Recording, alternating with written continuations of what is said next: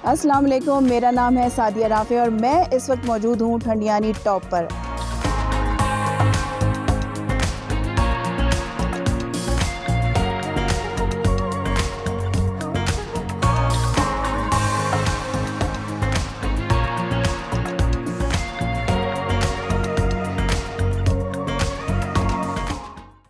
तो इस वक्त मैं यहाँ पे मौजूद हूँ। ये एबटाबाद से मरी जाने वाली रोड है। आप ये मेरे पीछे बोर्ड भी देख सकते हैं कि अगर यहाँ से हम सीधा चले जाएं तो ये मरी और नथिया गली का रास्ता है, और अगर यहाँ से लेफ़्ट साइड पे मुड़ते हैं तो ये ठंडियानी का रास्ता है।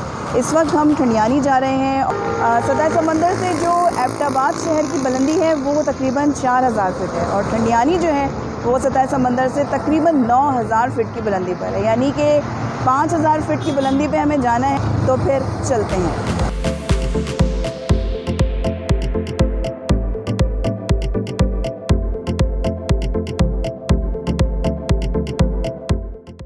ठंडियानी की जानिब सफ़र शुरू किया तो दिल की एक अजीब सी कैफियत थी।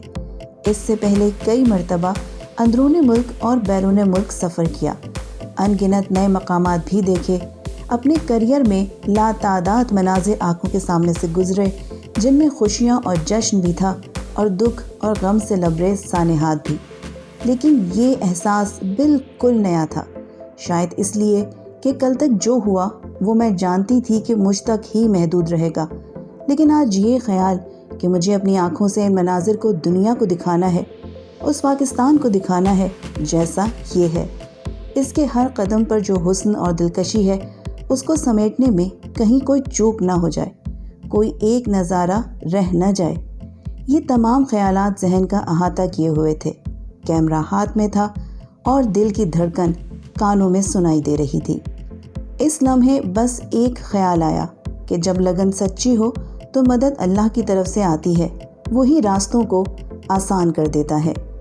बस उस लम्हे रास्ते की खूबसूरती ने जैसे आवाज़ देकर अपनी तरफ मुतवज्जे किया।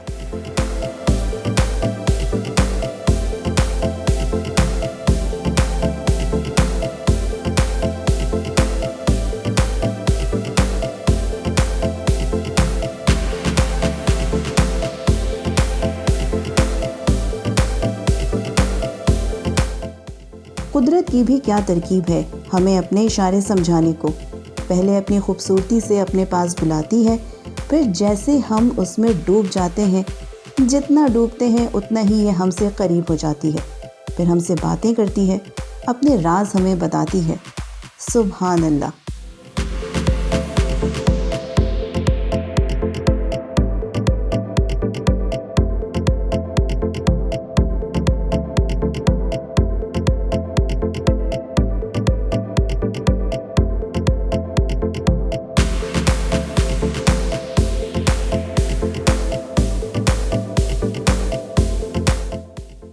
बल खाती पतली सी सड़क कभी आबादी और कभी घने दरख्तों के बीच से गुजर रही थी। दरख्तों की शाखों के बीच से झांकते सूरज की किरणें मंजर को मज़ीद दिलकश बना रही थी।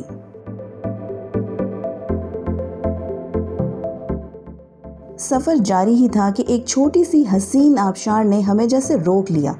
उसमें जैसे कोई मकनातीसी ताकत थी कि बेइख्तियार उसके जानिब चल पड़ी।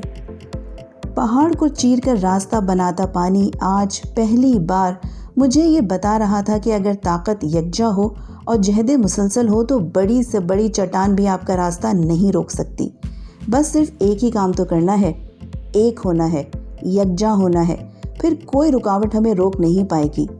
तो हम ठंडियानी टॉप पर इस वक्त पहुंच चुके हैं। हमें यहाँ पर पहुंचने में तकरीबन कोई 1.25 घंटा लगा। और इस जगह के मुतालिक ये बता दूं कि जैसे कि इसके नाम से ही कुछ पता चलता है कि ठंडियानी, तो ठंड का माहौल है यहाँ पे, अच्छी सी ठंड है। और वैसे भी बाकायदा तौर पर मौसम सरमा का आगाज़ हो चुका है और बाबूसर टॉप पे पहली बर्फ़बारी भी हो चुकी है। और मेरे ख्याल से रास्ता भी वहाँ का जो है वो अब बंद कर दिया गया है सयाहों के लिए।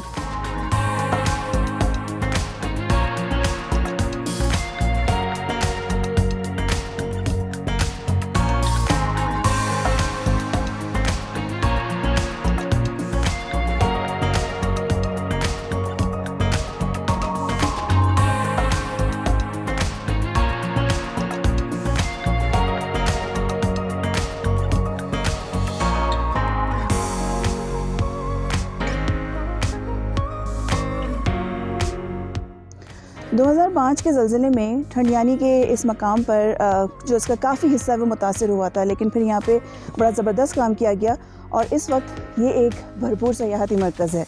इस वक्त काफ़ी ठंड हो रही है और मुझे बड़ी सर्दी लग रही है, तो आइए चलते हैं और थोड़ा सा एक्सप्लोर करते हैं कि यहाँ पे क्या क्या है। अपने मिशन का आगाज़ ठंडियानी से करने का फ़ैसला मैंने इसलिए किया कि मैं ख़ुद को कुदरत के करीब करके उस सुकून को महसूस करना चाहती थी जो मुझे आने वाले दिनों के लिए ताकत और हिम्मत दे। यहाँ आज भी कुदरत अपनी असली शक्ल में मौजूद है। रोज़मर्रा ज़िंदगी की हमाहमी, भाग दौड़ और शोर से निकलकर जब आप खुद को नेचर के इतने करीब पाते हैं तो अपने अंदर की वो आवाज़ सुनाई देती है जो दुनिया के शोर में कहीं खो चुकी होती है। मैंने भी खुद को कई सवालों के जवाब दिए और बस चंद ही लम्हों में वो हिम्मत खुद में महसूस की जिसकी मुझे तलाश थी। यहाँ जो है अक्सर लोग ये पूछते हैं कि ठंडियानी क्यों, क्योंकि बहुत से लोगों का पॉइंट ऑफ व्यू ये है कि ठंडियानी में ऐसा कुछ ख़ास नहीं है। तो मैं ये कहूँगी कि हर जगह कुछ ना कुछ ख़ास होता है और यहाँ की ख़ासियत ये है कि इस जगह पे बहुत सुकून है और यहाँ पे आप थोड़ी देर बैठिए, अपने कुछ टाइम निकालिए अपनी बिज़ी लाइफ में से जो हम भागा दौड़ी में लगे होते हैं और यहाँ पे बैठ के कुदरत को एंजॉय कीजिए। तो बहुत अच्छी जगह।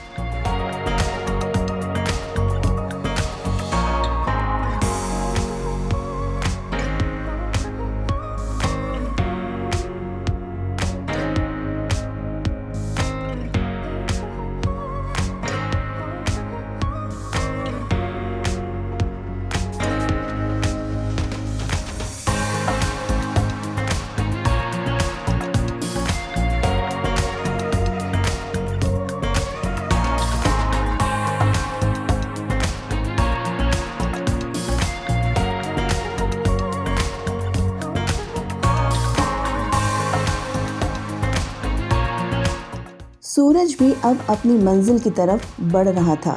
मेरे मिशन का पहला दिन ख़त्म होने को था, लेकिन ये ख्याल भी था कि कल एक नया दिन तुलू होगा, एक नई मंजिल होगी, एक नया सफ़र होगा। तो जनाब ये था आज का पहला दिन और बहुत अच्छा रहा। इस वक्त शाम हो रही है, सनसेट है और हम भी यहाँ से पैकअप करेंगे क्योंकि अब वापसी का सफ़र तय करना है। अगली वीडियो में एक नई डेस्टिनेशन के साथ आपसे दोबारा मुलाकात होगी, लेकिन आपने कहीं नहीं जाना। आपने सब्सक्राइब करना है मेरे चैनल को, लाइक करना है और शेयर करना है और मोस्ट इम्पॉर्टेंट आपने कमेंट करना है और मुझे ज़रूर बताना है कि मेरी वीडियोस और मेरा मिशन आपको कैसा लग रहा है। साथ ही साथ मेरा फेसबुक पेज भी लाइक कीजिए और मेरे साथ देखिए कैसा है मेरा पाकिस्तान।